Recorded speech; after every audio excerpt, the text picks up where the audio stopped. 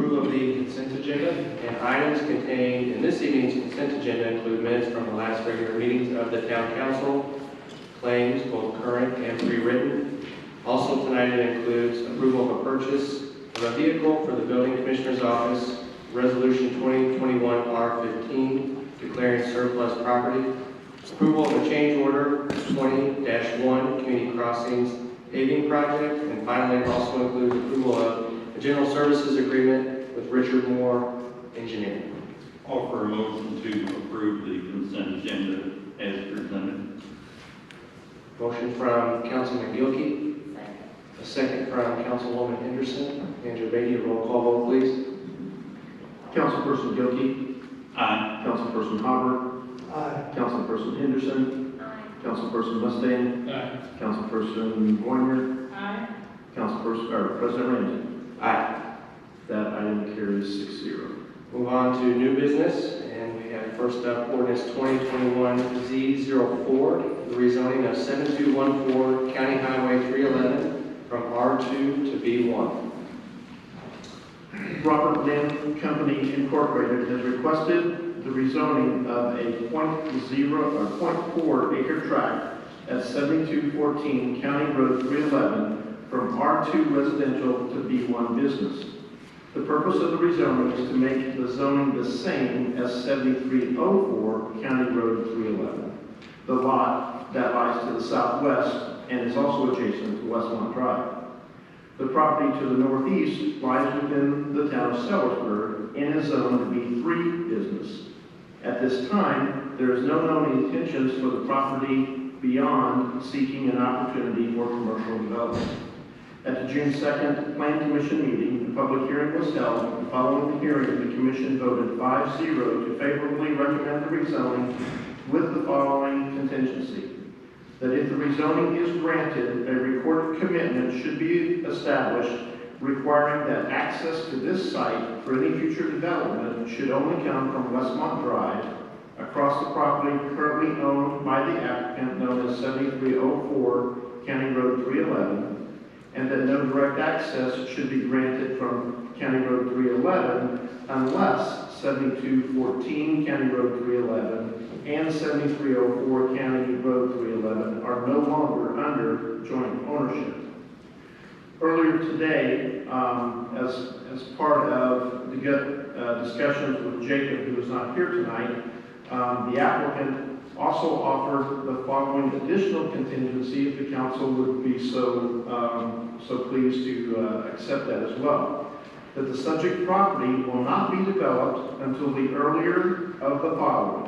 A traffic light is installed at the intersection of County Road 311 and Westmont Drive, or B, 2 years after the date of approval of this zoning change. The matter before the Town Council at this time is a rezoning of the property. If rezoned, the applicant will apply to the Technical Review Committee for a development plan review, which includes site design, landscaping, lighting, stormwater, fire access, among other things. Once approved by the TRC, the plan then moves to the Plan Commission for review and approval. If the applicant needs variances, such as parking or to density, they might have to apply to the Board of Zoning Appeals. Once all these steps are completed, the applicant will then apply for the necessary building permits.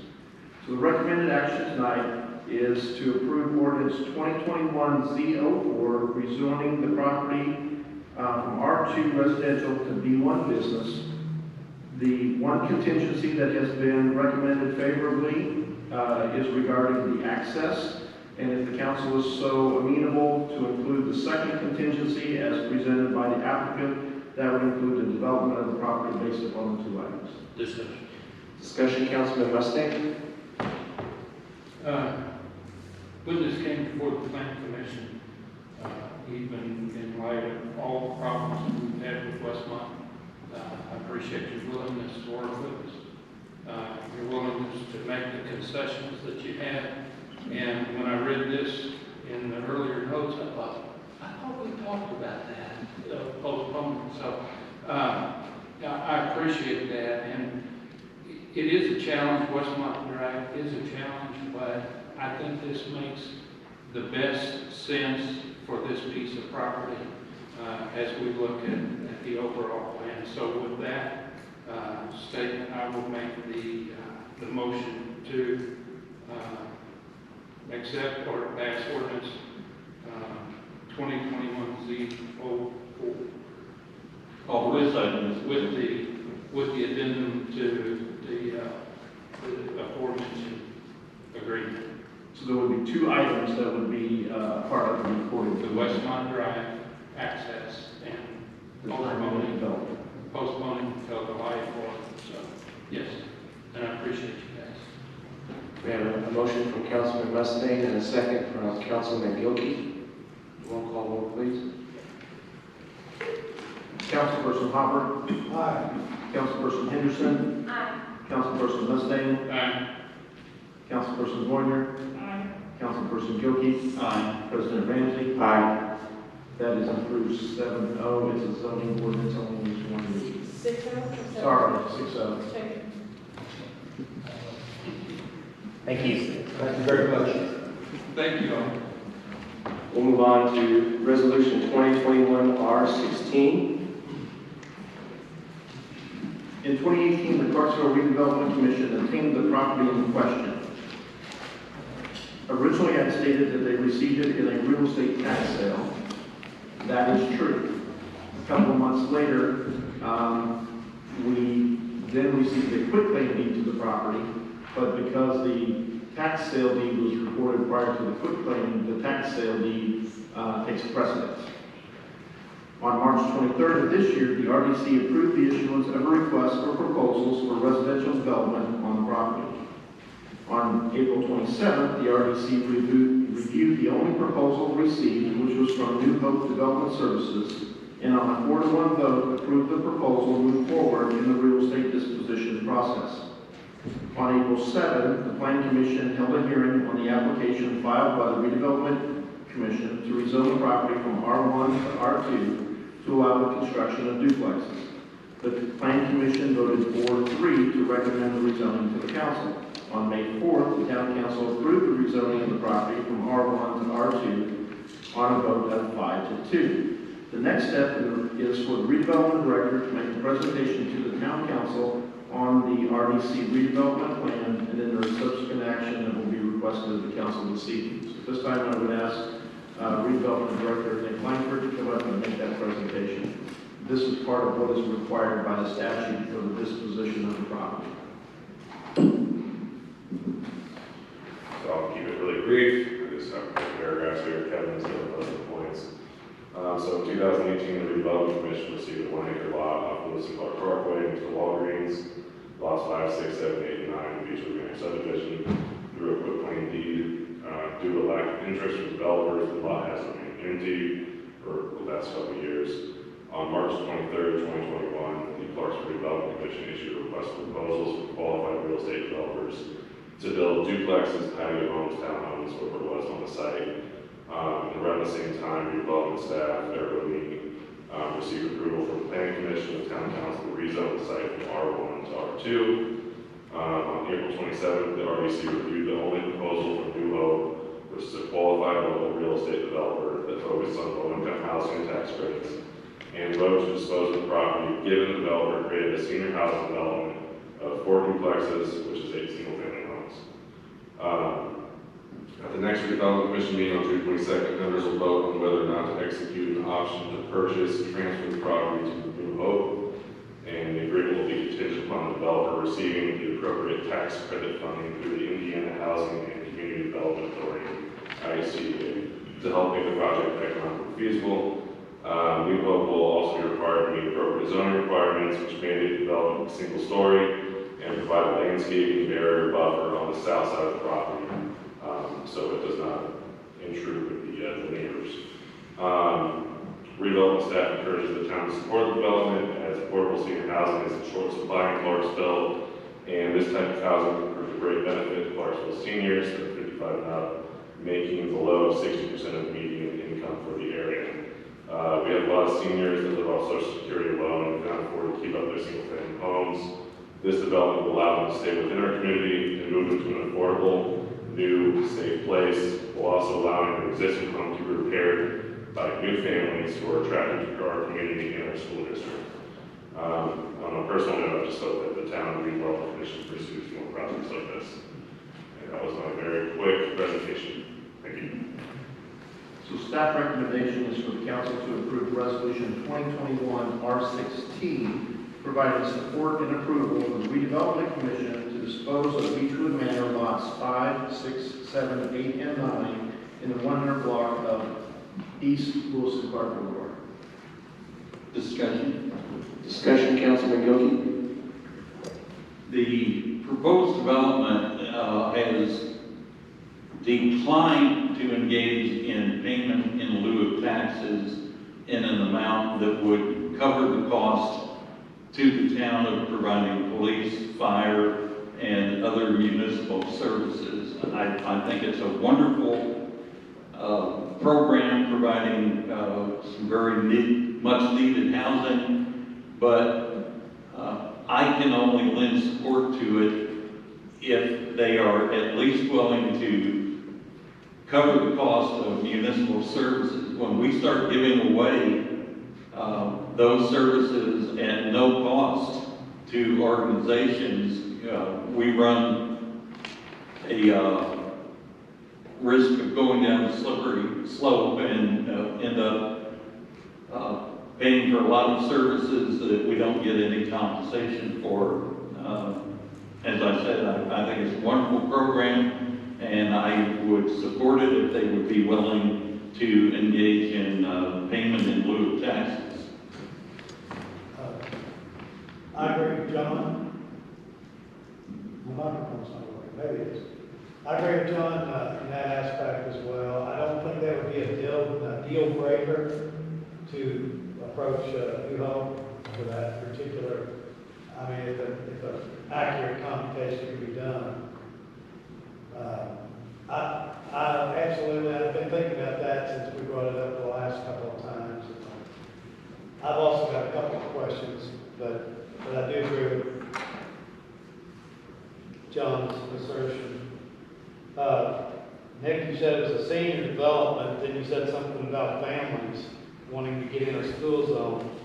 I don't know what, did I hear that one? So, we do have a lot of people, especially in your district in South Clarksville, who love Social Security. So that it would be that they'd be able to move into this house, into these single-family duplexes, and that would open up that place in South Clarksville to be fixed up by, probably young families who are looking for starter homes and to move into a good school district. So Okay. that's all I meant by that. You might, I got a couple more little things, I'm sorry. Okay. You already said the one story at the buffer, we talked about those things. Yep. Who takes care of this, a duplex obviously is, there's a shared building. Who takes care of it? Is it just these folks that live there?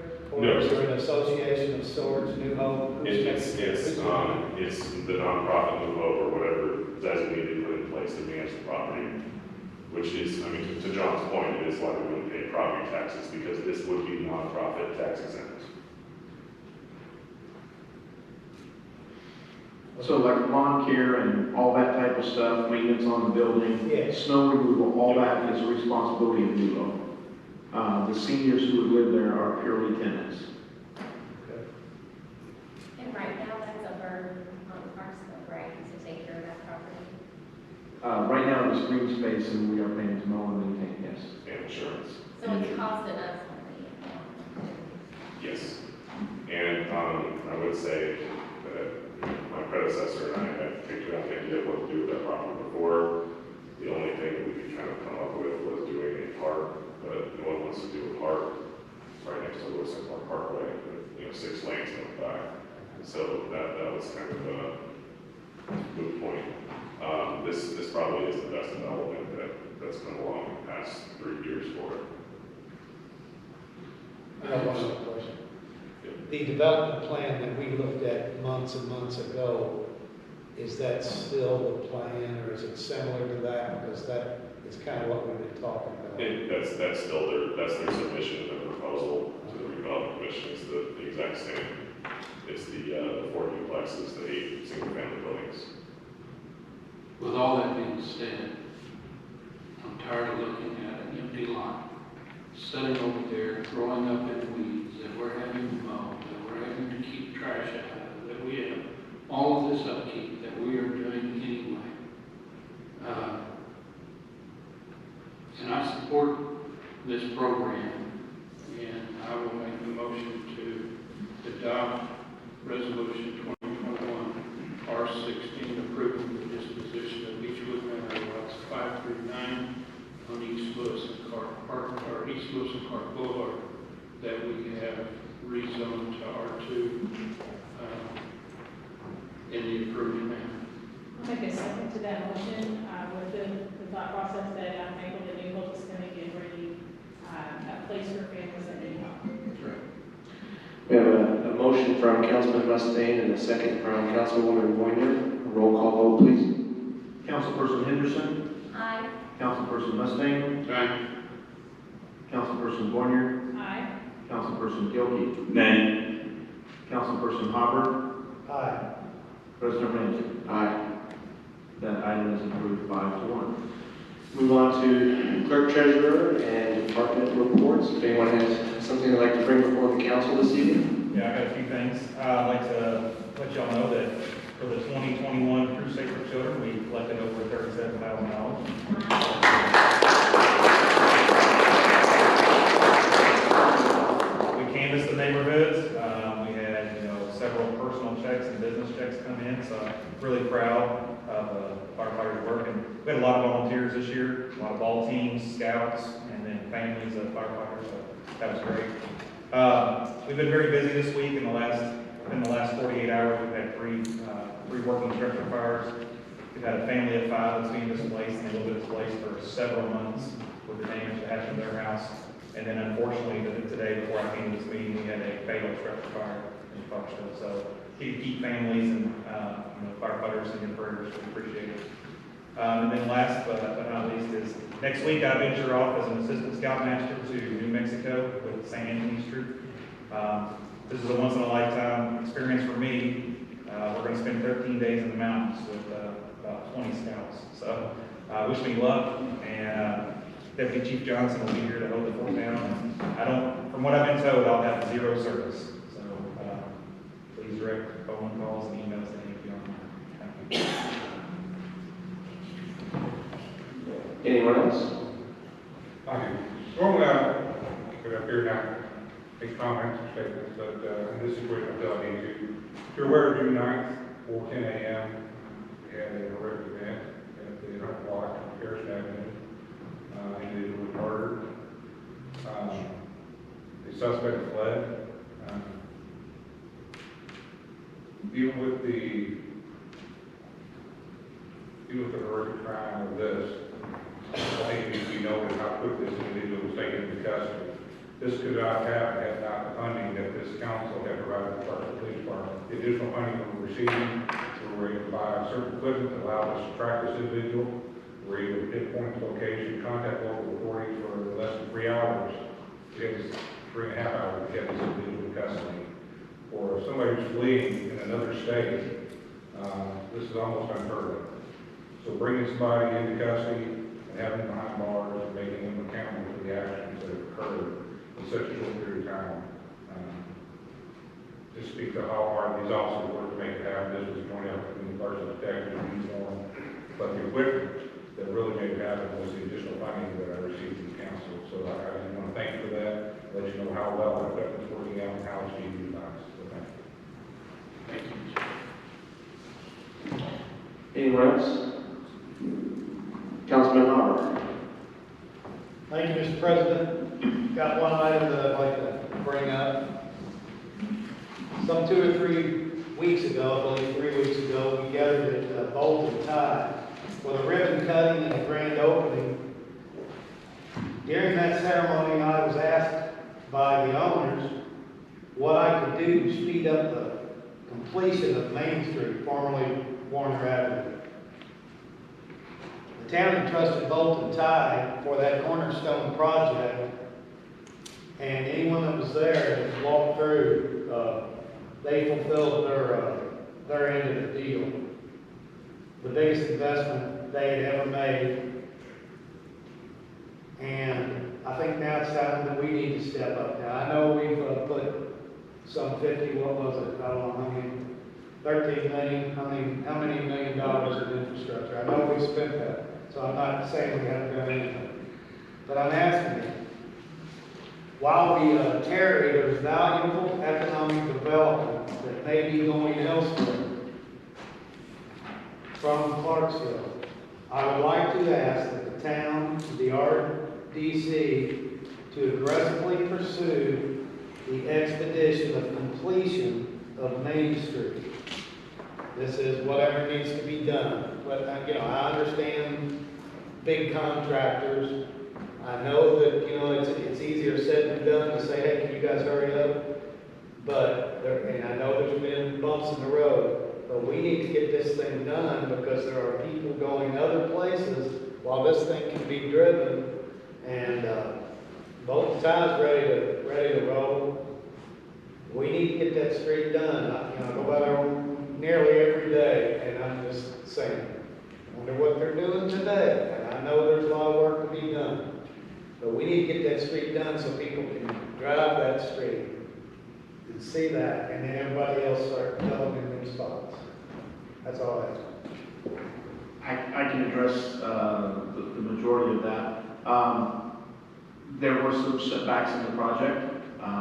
Without placing blame, it is very hard for both a developer to build a street when there's not it's very hard for a developer to build a project when there's not a street to work from. It's also very hard for a contractor to build a street when the developer is using that area for construction of the adjacent building. We had several conflicts between the two contractors. They tried to work it out to the best of their ability to allow each one to have access within that area. We had a setback on a little bit of design. We had to make some modifications to a parklet. And then we had to, we're still working through the process of getting the permits from the Army Corps of Engineers to make the widening of the floodway. But I can tell you that for the most recent calendar, the project should be opened in September and will be ready to use all the way from Clark, in front of the Colgate clock, to the current flood wall. There is no way that we will have construction of the widening of the flood wall done by September. That in itself is about another 18-month project. The road will not dead end as there is access along the south side of Bolton Tide property. So as you drive down, you would just have to exit to the left to get off of Main Street and then circle back around. It just seems to be taking a long time. I understand setbacks, but There were numerous days lost by the road contractor to construction because the cranes and man lifts that were needed for the Bolton Tide project were sitting within the right of way. So ideally, you'd have one done before the other and not both contractors working at the same time. Unfortunately, that was not the case in this situation. let's do what we can, because if I'm wanting to put a whatever, a Starbucks or something somewhere, then I'm gonna go over by where they went, over by McDonald's, instead of waiting for that project to get done. So I just think we're gonna miss out the longer we tarry.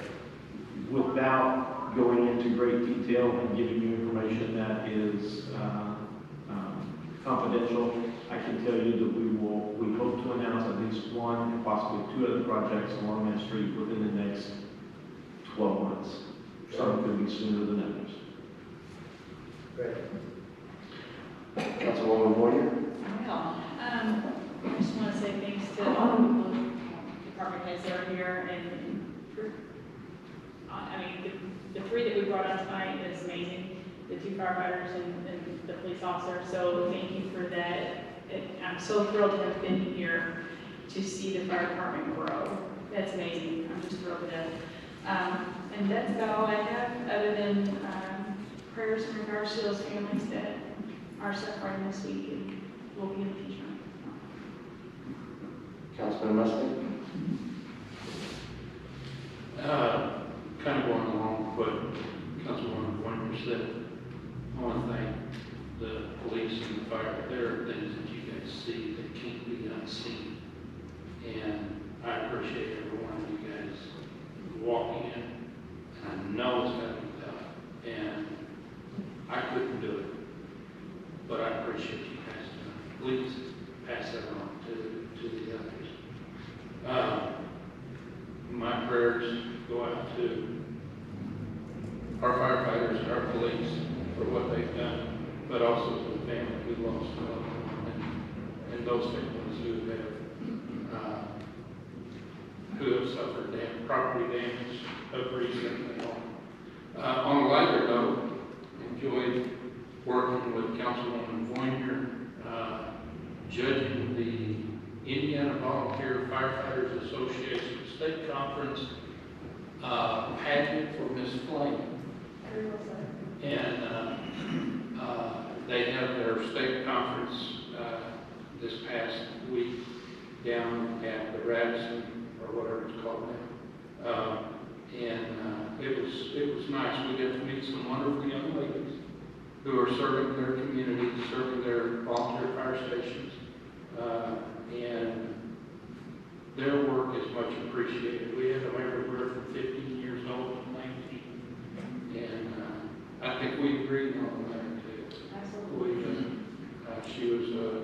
She came in, and I wouldn't hesitate to have her come into a burning house looking for me. So she was a good firefighter.